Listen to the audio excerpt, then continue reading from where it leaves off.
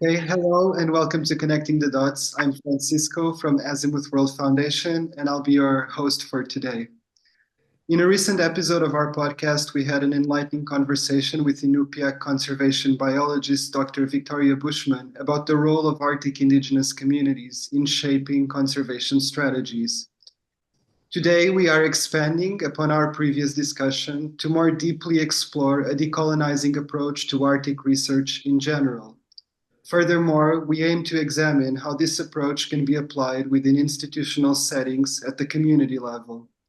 We are privileged to have not just one, but two highly knowledgeable guests joining us for this episode. Dr. Cana Uluak Itchuaqiyaq and Corina Qaaġraq Kramer, who are not only sisters but also collaborators, currently spearheading a groundbreaking guide and newsletter titled Equity in Arctic Research. We strongly encourage our listeners to subscribe, and you will be able to find the link in the episode description. Dr. Cana Uluak Itchuaqiyaq is Assistant Professor of Technical and Scientific Communication at Virginia Tech. Cana is Iñupiaq from Northwest Alaska and an enrolled member of the Narvik Native community. The digital humanities, data analysis, critical race theory, and indigenous knowledges are combined in Cana's research in order to investigate the intersections of identity, science, technology, medicine, colonialism, and culture. Their work sheds light on how the marginalization of underrepresented scholars and communities is often perpetuated in mainstream academic, institutional, and societal practice. Using theory and data, they aim to craft methodologies that empower others to undertake research and engage in social justice work with respect and sensitivity, particularly in the realm of technical communication and other disciplines. Corina Qaaġraq Kramer, also of Iñupiaq descent, hails from the native village of Kotzebue. As a community leader with extensive frontline experience, Corina brings a unique expertise to her work, specializing in bridging traditional indigenous knowledge and values with Western institutional practices to enhance the well-being of Native communities, health, and sovereignty. Her advocacy work is driven by the aspiration to contribute to the restoration of Indigenous peoples' inherent connections with their cultures, knowledge, and communities. Notably, Corina played a pivotal role in establishing the Sayakagvik system of care for children, youth, and families in Northwest Alaska. She served as a co-investigator at Saymid Lab, an innovative academic tribal health partnership affiliated with Harvard Medical School, and held the position of community director for the Delegates Fellowship, a postgraduate program based in Northwest Alaska, supporting the development of the next generation of Indigenous health leaders.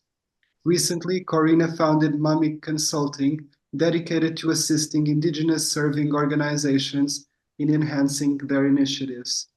Cana, Corina, thank you so much for joining us today. Thank you, Francisco. Thank you.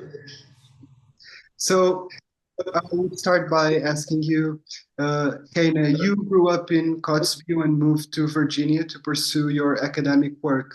And Corina, you moved to Kotzebue when you were 18 after other endeavors to work directly with the community there. Can you both tell us a little bit about your two journeys and how they have led you to your current collaboration? Yeah, I could start. I moved to Kotzebue at 18, just after what would have been high school. And I started working right away at the health organization, just doing like data coordination.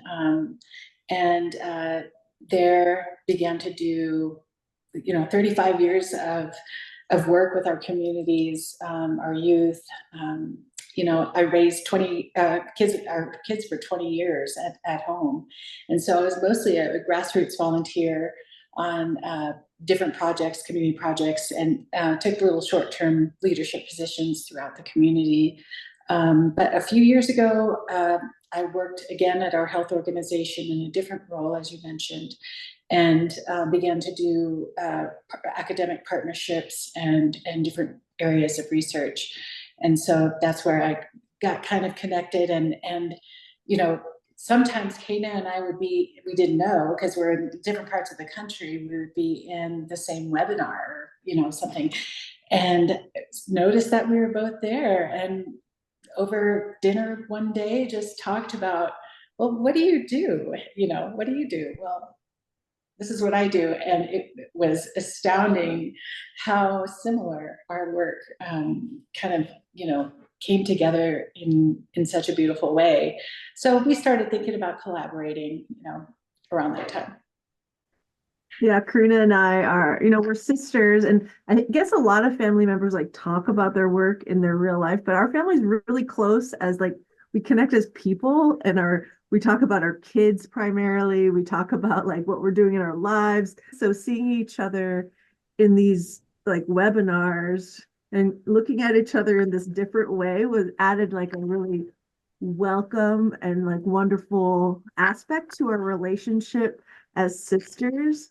So I grew up, between California and Alaska. And I went to college back in early 90s and dropped out when I started a family. And, I returned home to Kotzebue to have my baby, and then went back to school once my youngest was born. And, ever since then, I've been really living outside of Kotzebue, though I'm home like all the time. But, for me, I've always felt that it was my duty, with this privilege of an education that I have to really benefit our people. When I went to school, I received scholarships from our people, from the Norvik IRA, and then also from a Culloch Trust in Kotzebue. And that really, I had a lot of gratitude for that. And I've always wanted to give back. That's how our mom and our dad, Caleb, raised us. And we just like, to be of service to our people. That's just like a family value that our parents really gave us. So our parents are Glass Iñupiaq Conservation. She's from the Wells family in Norvik, Alaska. And we have a biological father who's passed away. His name is Carl Albert Whelm, from Germany. But we were also raised by our stepfather and adopted really by our stepfather, Caleb Lumen Pungawi, who's Yupik from Savunga, Alaska. So anyways, back to my story, but like, I just really wanted to give back. And, we started seeing each other and we realized our goals were aligned, Corina and I, like at these webinars. And I asked her if she would partner with me on maybe some research in the community. And she said no. So it took 2 years to actually get her to finally say yes. Yeah, she said research, and I turned around and walked away. Research fatigue is real. So, the cool thing was, though, that, of course, as sisters in this family, we trust each other. And as we began talking, I started to realize that this could actually work. And we could, if anybody can make it work, we could make it work, because we do have a extremely high level of communication and vulnerability and trust between us. And also, it was really cool to find out that we're continuing the legacy of our dad, Caleb Pungawi, who was involved in a lot of global and Arctic research as an Indigenous liaison, really. And our mom also, she was very much a advocate for our people and our needs as the COO of our native corporation. Well, thank you so much for sharing that little bit of family history. That was so great. And it's interesting because you're collaborating, but you come to research from two different sides. So reflecting on positionality is crucial for comprehending how to engage with and discuss the communities that are central to your work. Could you elaborate on your dual roles, one as an academic operating externally to the community, and the other as a community leader working from within, and how these shape and define your approach? Well, for me, Cana here, because I'm not currently living in our region, let alone Alaska, and I haven't been doing that for a while. It would be pretty audacious of me to try and speak for our communities in any like about their lived realities and community contexts, in my work. Really, my job is to listen to communities and use my ability, the audience I have, the position I have to like amplify and highlight community voices. And because of my status as like Dr. Itchuaqiyaq, right? Like academics and others can like naturally look at me as some sort of an expert, about our people or a spokesperson for our people. And I try to reject that. And, I work really hard to pay close attention to issues of power, privilege, positionality when it like in my work, and as an Iñupiaq, and to make sure to highlight and amplify community voices like Corina. Cana has always been so generous, often deferring to myself and others in the community to absolutely make sure that like the realistic things in the community are upheld and voiced, it's not often done. And, it's been very helpful for us, I think, to have two people bridging this gap because, we're essentially hand in hand bridging a gap between the community and academics. Thank you. And speaking a little bit of that gap precisely, we know that historically Indigenous communities' relationship with academia has been marked by instances of exploitation of Indigenous knowledge, by a lack of inclusion of the communities in research work, and an inability to prioritize community needs in the definition of research goals. How can we address this history respectfully, avoiding trauma as entertainment, and ensuring that authentic representation for communities focusing on the future and not only just on this past? Well, I mean, it's really, really easy and simple, and that it's just listen to communities, like period. And sadly, that's a paradigm shift, right? That's like a big shift.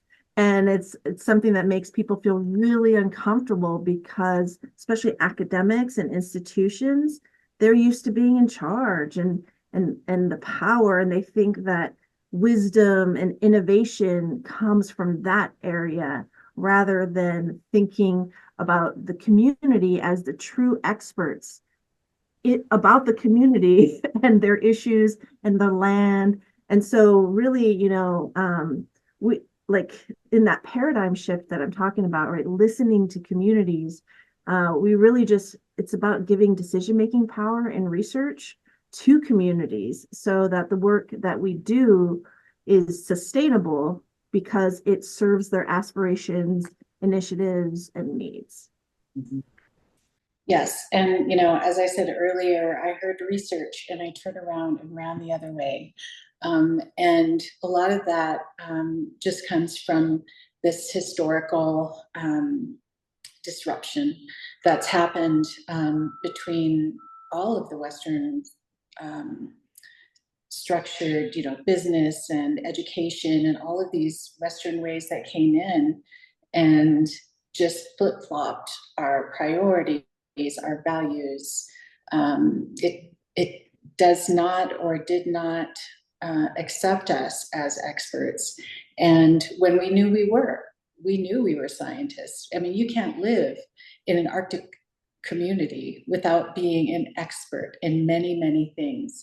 Geographically isolated, the most extremes of weather, survival, living off the land, all of those things require every bit of expertise as a Western idea of what you could learn in a book or practice in a research project.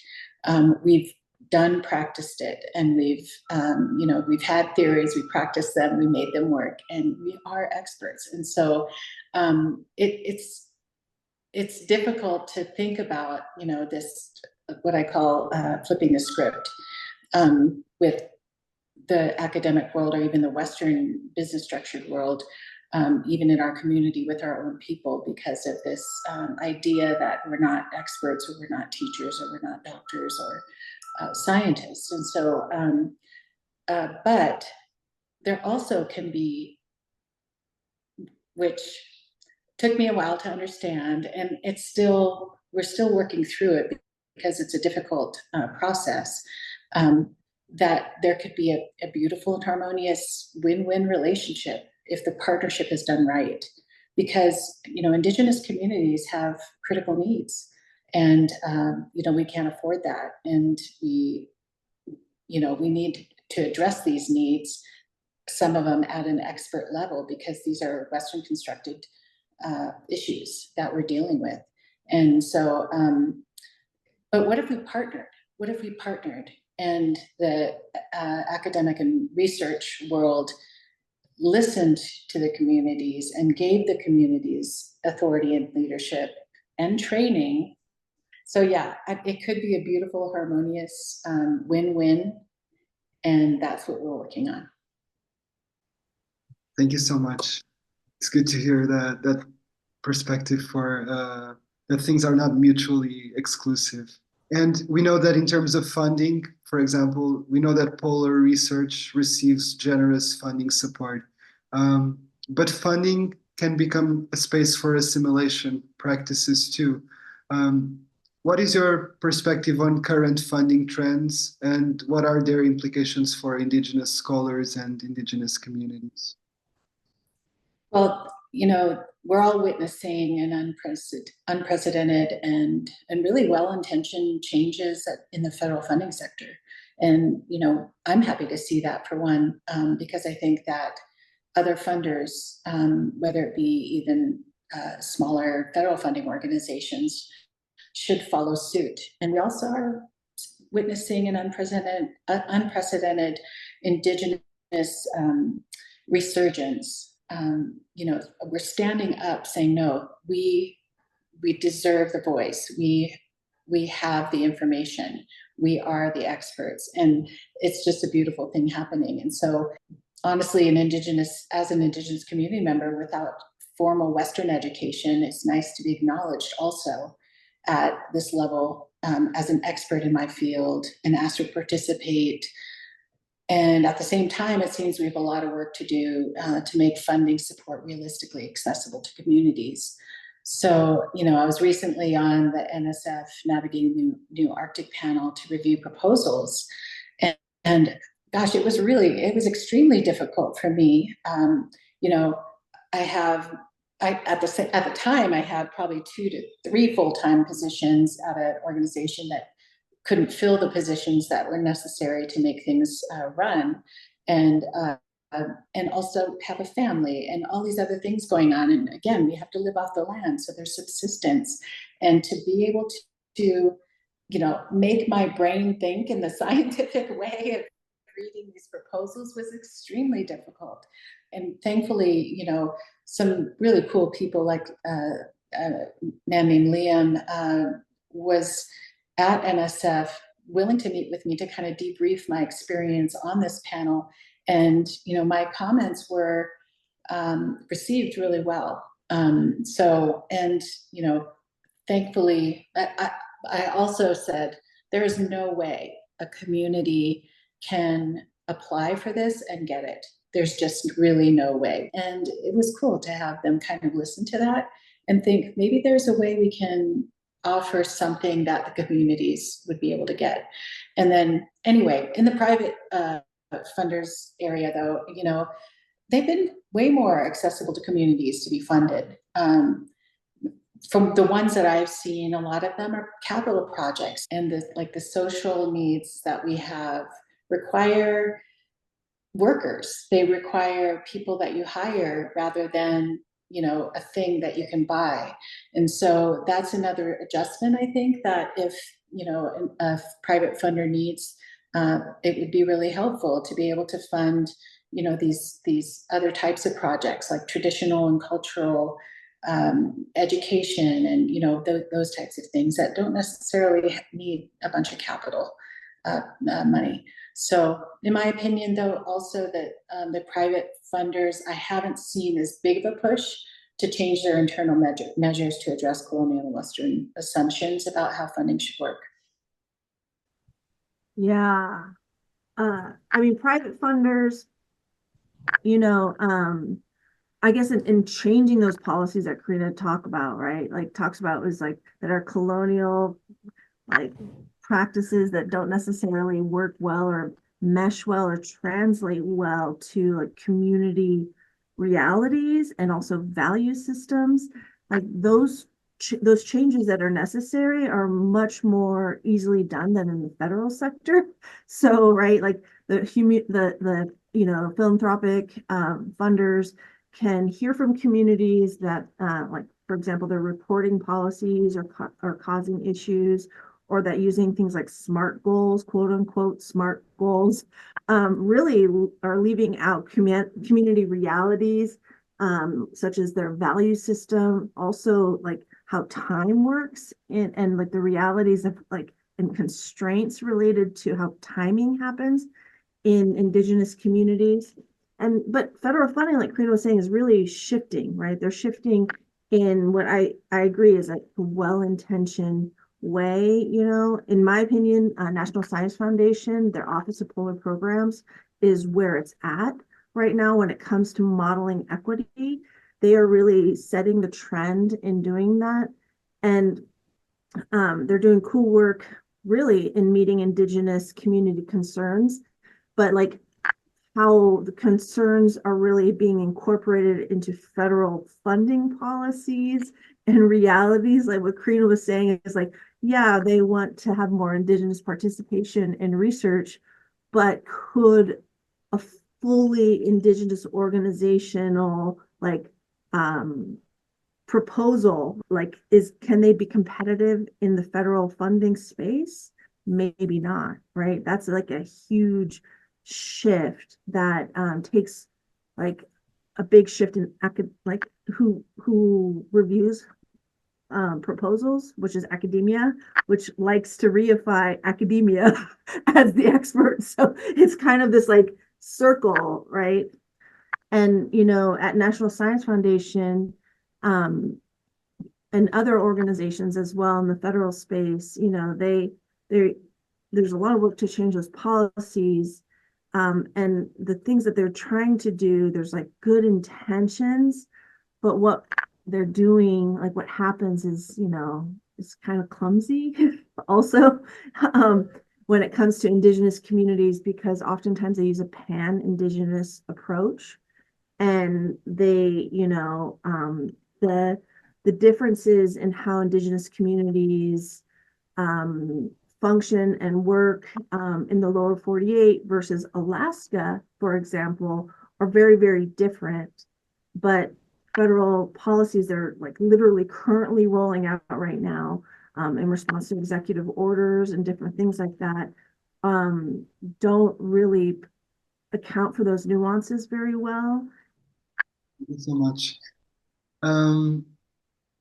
Well, I want to talk a little bit about some of your projects together, and I know your another project that you've been collaborating on is the Rematriation Project, Restoring and Sharing Inuit Knowledges. And can you tell us about this project and how it aims to revitalize community knowledge while avoiding data extractivism? And also, do you believe that new digital communication devices and platforms have the potential to foster self-determination within Indigenous communities? So the Rematriation Project is a collaboration between Corina over at Iñupiaq Consulting and Virginia Tech. So I'm the lead here at Virginia Tech, and really we're working together to create an online community archive that serves, when I say serves, I mean like that for real, that serves the people of Northwest Alaska.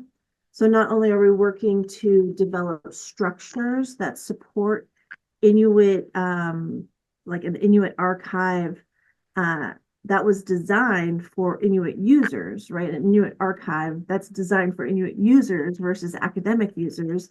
But we're also working to grow local capacities in digital archiving itself, so that this archive, this community archive, is replicable in the community, but it's also truly the community's project, because we want to make sure the project is sustainable and that the academic partnership part can like fade away, right? And the community, like is able to really like keep this moving and grow towards community needs. We're just like helping it get started.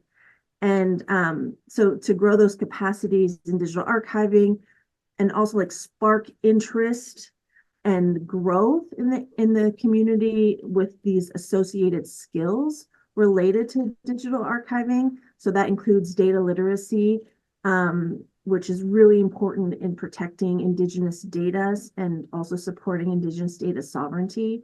So that data literacy is, could be as simple as like using data, like using the archive to collect data into a spreadsheet, and then using that spreadsheet to help make decisions, or using, that information to make decisions in community members' roles, but also just to like learn about cool stuff and spark curiosity within our youth and in our community, and community pride in our cultural heritage, which would be preserved in this digital community archive. We purposefully went and started off with the community's need, right? So, my work was kind of sitting over this oral archive of our oral history, and it was like 2,300 files of story upon story upon story upon story of our history and our knowledge and geographical things and subsistence knowledge, how to make tools, how to make a seal scratcher for the ice so that the seal doesn't think it's a polar bear rather than a buddy seal. Those types of things are in there, and we can't even imagine, we don't even know, because they were all in Iñupiaq language. And so the younger generations cannot understand them. We don't know our language fluently. So, and our elders who still hold the language don't have they're older, they're retired, they don't have the physical ability anymore to sit and help us, archive. And we don't have the finances to hire people to do all these things. And so, talking to Cana, I was like, okay, here's the situation. This is something that our people really, really need. We need to get back to our culture, to our language, our ways. This could help so many things that our communities are suffering from. And so Cana goes, and so she started to think about what she can offer and the people that she works with 3 doors down. So anyways, she was able to find us a team and use her background and her expertise in technical communication and rhetoric to be able to translate back and forth between the technicalities that we don't really understand. So that's kind of how we started off with the rematriation project, and it's grown to now another project called the Coding Project, and that one is to help decode or code the language, the Iñupiaq language, training the computer to actually translate for us.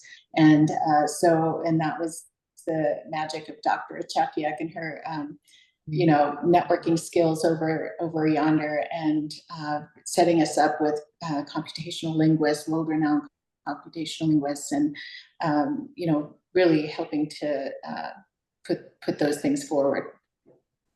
And that's the key, right, is in hearing the community's needs, is you hear the community where they're at, because academics is a little bit siloed. We try to do interdisciplinary work, but it's still decently siloed and project-based. And so trying to think about the problem that the community is posing and translate it into complementary projects with this, and then understanding the skills necessary to get those projects going, and to also attract the experts, to use persuasion and whatever it is to get these experts to basically, work for free on these projects for the community. And so that's kind of, I'm not a digital archivist. I'm not a computational linguist. I'm a technical communicator. And so what I do is I help use communication strategies to help people do their jobs and to work together to meet community needs, goals, and aspirations. When the community is engaged, when you can see, equity, justice, all of these things, resurgence, sovereignty being upheld, and they're being a part of doing that because there's a heart behind it now. It's not just a scientific or academic project, right? It's something that is actually going to be helping the community. We purposefully didn't go for big grants in the beginning because we wanted to do it our own way, and we wanted to maintain this purity of doing it in a way that actually works, and actually we don't have to check mark the criteria for the grant, making sure that we're complying with the grant, because when you do that, then you skew your project to the grant rather than just maintaining the purity of what you really need to do to help the people. Yeah, it's incredible to learn that the project is developing this way. Your work together strongly advocates that Indigenous communities must be given an equal chance to weigh in on what research is done on their Indigenous land. It also stresses the need to conduct research according to the community's needs, values, and knowledge systems, like we have just been discussing. Are there still many gaps between intentions to carry out equitable research and the way research projects are actually being designed and implemented on the ground? Of course. There were layers and layers and layers of jumbled up issues created by colonialism over the last century for many, many Indigenous people and communities. There's a lot to work through. And I feel like we're now just realizing that this needs to happen. And as a community member who has been eyes opened, right? I'm trying to, I can see, things like structural racism and psychological oppression and all of these things. I can see it now that I know. And it's very difficult for me as a community member to even bring these topics up to a place where even our organizations or even the people are realizing it themselves or admitting it or taking responsibility for, or all of those things. So even at the community level, there's so much work to be done. I wound up writing this equitable Arctic research guide, and self-publishing it. It's just like a 12-page guide. I actually got it peer reviewed by colleagues and Indigenous community members, and just to make sure what I was saying is not out there, about outlining 10 strategies towards equitable Arctic research. And I wasn't quite sure where that was going, but what resulted is in having a newsletter, and then Corina joining the newsletter. And it's we started that in March, so getting close to March 2023. And over that time, we've still been doing our community engaged research, and we've been writing together as an academic and community partnership, and really going through the paces and applying for NSF granting and seeking philanthropic grants and doing all these things to support these projects that we were just describing, and feeling the growing pains of that, feeling what that really was like. And Corina was saying that our relationship supports that work quite a bit, because no matter what, like Corina and I love each other. We're sisters. Like Corina used to carry me on her back. I was her baby, and we know we have that background with each other, and we have like fought like each other, like we've gotten in fights in this capacity and worked really hard to resolve them because we could trust each other even though we were angry at the time or didn't agree or whatever it was, feelings. We were able to like rely on that relationship that we have to like tease out like what's really going on here and have really vulnerable conversations, even cry, like to each other, about like what's really going on in our professional work and how that's impacting both of us. And then like pull like through after we've experienced those hiccups, right? Being able to zoom out and look at like how this is actually a symptom of something bigger than just her and I's interaction, but really thinking about how that's an interaction between institutions and communities.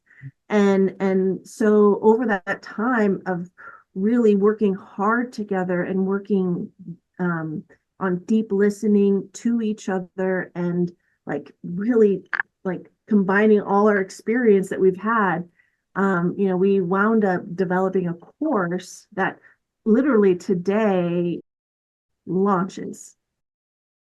Like it launched today. And that's the effective community engagement and equitable Arctic research course. Like we get tons of emails and questions about these specific, how things really specifically work. And so it's been fun to like really think about like if we were going to show somebody like how to like at least get started in this way that they could feel confident in, even if they are a seasoned scholar or like a graduate student just starting off and trying to start off well, or working within their own power structures in academia, right? And as somebody with less power in the structure, like how they can still use their power, institutional power, and their positionality to work towards equitable outcomes and equitable engagement with Indigenous communities in the Arctic, especially. Yes, congratulations on launching the course. I think that's so exciting. I saw it in my email today. I was like, this looks incredible. Um, you were you were precisely talking about when you were describing your relationship and how you felt, and that led you to looking at these problems more deeply. It has a lot to do with trust, right? And because trust is precisely what has been missing in the relationship between academia and indigenous communities for a long time. And I was going to ask if you can elaborate on the respectful processes involved in truly understanding a community's needs and what is involved in rebuilding trust with indigenous communities in Alaska, both in research and institutional settings. Well, I always said, I work with Harvard Medical, helping to train doctors. And, one of my first things is like, how many books did you have to read? How much did you have to learn about medicine or whatever, to get to where you are today? Mm-hmm. Well, you need to read and learn about us as the people. I think that, what needs to happen is really try to find out and understand the people that you're working with, their value systems, the local dynamics of the village or on the ground of how things work. Understanding that summertime and fall time are not a great time to come and extract from us, because no time is a good time to extract from us, but because we're subsisting, we have to survive the rest of the year. So don't come knocking on our door during that time unless you're ready to grab an ulu and help us cut fish, right? And that brings it to another level of relationship. If you don't we're relational people. Indigenous people are relational and communal people. We help each other. We're not these siloed families in, white picket fences that drive into a garage and barely wave at your neighbor, right? We know each other, we help each other, we live together, and that should include anyone coming from the outside who is coming to live with us to do whatever they're doing. We're relational people, and so we can't keep these separations between hey, I don't want to know that you're a doctor of whatever it is. I want to know where you're from. I want to know, if you have siblings, or if you have children, or what your dog's name is, or what kind of fishing you like to do. Like that matters to us before anything else. Yeah, I mean, and yeah, like the relationships are super important, and the only way to build those relationships is to recognize that you're coming into a community as like a person, like what Corina was saying, and that you like engaging with the community as people as well, right? And not being just your job description or your CV, because they're not compelling. And so and really then, right, those relationships are really important in helping you to really listen to communities, because then you are connecting as people, and building your own trust for the community in when you listen to them, and they're building trust in you when you listen. You know what I mean? It's this mutual trust. At least what I've experienced in working in these two academic teams that I work in that are really interdisciplinary and really legitimately are filled with early career scholars that have most of us don't have tenure yet, right? So we are in this place of like proving ourselves to our own employer that we should keep our job, and that requires all sorts of like requirements, right? So like they have to trust the community that this project is really going to help them to also maintain and grow in their own career, as much as the community is like, this project is going to help us to maintain and grow in our aspirations and needs. And in order for that really to happen is, in that stretching, is that everybody is working, like stretching themselves to work towards our goals with all our skills combined, right? We are like coming together as a team. And so like I had to look at my own skill set with an open mind, and think about how it pairs with the community's goals, aspirations, and needs. And that really takes a lot of humility work, and and that's not easy, but it's like really needed. Thank you, Cana. I think I want to ask you maybe about Indigenous knowledge. And on the one hand, we know that Indigenous knowledge, more and more people are talking about Indigenous knowledge these days, but at the same time, we still see an underrepresentation of Indigenous students.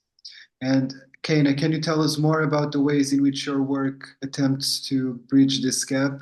And a parallel question to Corina, if your involvement with youth leadership programs, how, from that involvement, how can you tell us more about the centrality of lifting people back into leadership? So, I mean, the only reason I'm in academia, I mean, I went through my PhD and I decided, yeah, I don't want to be a professor. Like that was something that I was like, I wasn't sure. Because there's just a lot of things that I find toxic here. And the very things that I found toxic here as a student are some of the barriers of access that Inuit students and other Indigenous students and students from marginalized and underrepresented communities face in academia. So I faced those myself, and I was like, yeah, I'm gonna bounce, and like, thanks to the doctorate, I hope I get a better pay because of it, and I'm gone. But then our mom actually was like, I'd had these universities offering me jobs, and my mom like basically sat me down and was like, look at the resources that you have access to, and you have basically a 6-year contract with these folks as a tenure track professor. Like, how about you reframe academia in your mind as a challenge, basically to like pour academia's resources right back at our people, like just direct those resources towards our people. And that to me seemed like a great goal. And I love teaching, turns out, and I love research, turns out. But the reality is I love my people more. And my work here at a university, or I really should say like the work that I choose to do as a scholar, is to find ways to meet our people's needs through using university resources, but also through like understanding how academia works and making that like working in my sphere of influence to change like my department, right? To change fellowship programs I'm involved with, to create pathways towards this goal if people choose it, to give them support that they need, right? To like create a way that this isn't such a harsh place. And so, I work hard to hold space for people in my community to get involved in research or just to get involved in academic practices at all, and just to like demystify it. And then also just to create a path for Inuit students to follow, because I had to kind of make that path myself. And I know how hard it can be. And I myself, I don't desire to get a degree. I never did. Of course, working, in health organization when I was there, I remember, having a conversation with our team. We were talking about elevating, the voices of the local people and getting a seat at the table and of decision making. And one of the psychologists was saying, well, we just need to encourage them to go to school and get educated, and then they'll have the seat at the table and be able to put their voice in. And I said, no. And this was someone who was absolutely amazing, equity-minded, all of that. But that was what they really believed, because that's what we've been trained to believe, right? Even we've always been told in the village, go out, get your education, come back and help your people. That's like the thing, right? And for me, I never desired it, and I'm not going to be thought less than because of that. I am educated, I'm self-educated, and I'm community educated. Many of our people only went to high school. I got my GED, yay. But many of our people only went to high school. Many of them were sent to boarding schools and didn't go any further than that. But boy, they're an expert sled maker, or they know about going out in the country and what kind of weather, what this cloud in the sky means, and why you shouldn't go there to the yellow cloud in the sky, because it's open water. So so I feel like, as I help to develop youth programs and raising up leadership, I always want to make sure that it's the wisdom of our people that is education. We have our own educational system in the village. We always have, right? But it's more of an apprenticeship model of education and degrees, that, you graduate to be able to cut the fish at a certain age. And then I've been present when, this, young teenage or 11-year-old is going, I can't believe it. This year is my year, And so there's this level of wisdom that happens in a whole different system, in a whole different way, that is equal to a Western education system. That needs to be acknowledged in every respect. Yes, That's amazing. Thank you so much, Corina, for sharing. Um, well, we've been talking for a while now. Maybe I would ask you, um, in what ways would you like to see your work being implemented by others in the coming years? And in that sense, also, what is making you hopeful about the future right now? I'll go. You know, Liam at NSF, a wonderful man who has been a real champion for Indigenous work and research. He asked a similar question to me at our first meeting together. He said, "What do you hope to see? Or what do you hope from all of this?" And, you know, I could have said, you know, for my people, for whatever, but I think that we can be a voice to change the systems that affect our people globally.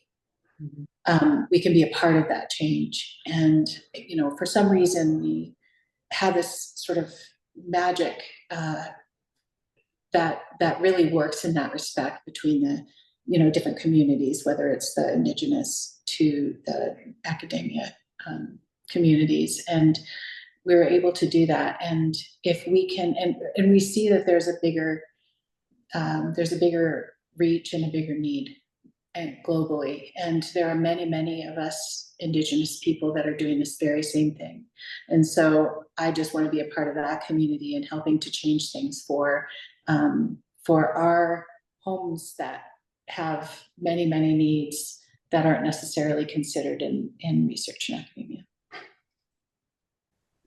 And, you know, for me, in the work that I do, you know, on the academic side and how I, you know, like translate this experience into publications, which are then used as tools for other people to justify whatever change they're advocating for in their own work, right? Like, and I really, like, for me, what would be success for me is that I can retire from this gig of like, hey, can we just do some equity, please? and relating to Indigenous communities, because this work, literally, our dad was doing this in the 90s, right? Like in the early 90s. It's been a long time that we're asking the same thing. And, you know, Corina and I, like, a lot of our recommendations are just like, to us, really common sense.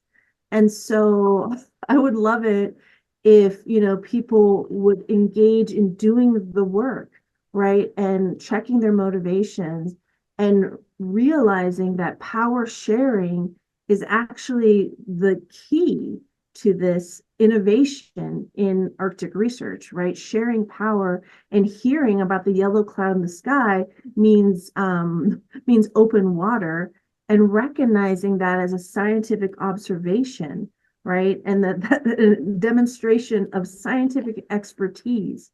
And like that when someone says, hey, we're interested in XYZ, and the community is like, yeah, we already kind of know what's happening with that. It's probably something about this, to listen to them. But because what they're going to say next is, what we're really interested in is this, because this is something that's coming, is creeping up, and we haven't figured out what's coming towards us. Because like in Kotzebue, right, in Northwest Arctic area and along this coast in Alaska, these frontline communities and are facing climate change right now.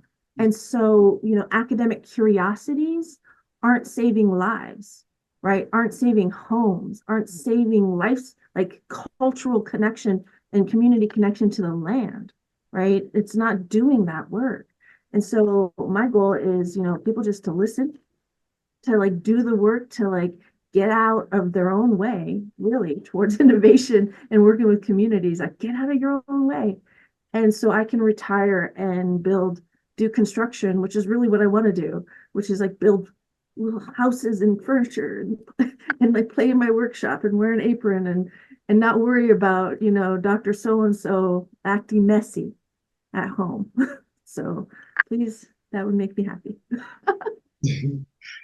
Well, I think it's your work really has this powerful message about people just listening to each other, but really actually listening and seeing each other in the most human way, and that's inspiring for everyone, I think, even besides Arctic research and everything.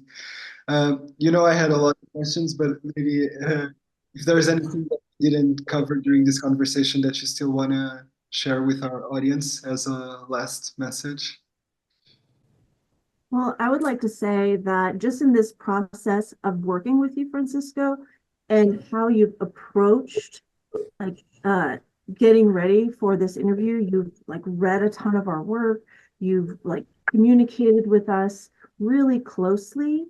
What you are doing right now is demonstrating what we're asking people to do, right? Like you didn't come in like please tell me about who you are, and like as if like it is an honor to meet you, but like that as if you're the cookie, right? When you're asking something of us, and instead you've like invested in understanding like who we are and what we're trying to do, and then checking with us about like, hey, I hear this is what you're trying to do. Is this do I got it right? Do you feel like that, Corina? Oh, yes. Yeah, I want to really thank you for meeting with us today and asking us to be a part of this. And, I know that we all kind of, again, hand in hand will work together to create the change that's needed. So I appreciate that. Oh, thank you so much. It means a lot to hear that. Thank you for such kind words. And once again, I want to invite our audience to please subscribe to your Equitable Arctic Research newsletter to keep following your work. And it's been a pleasure. Thank you so much.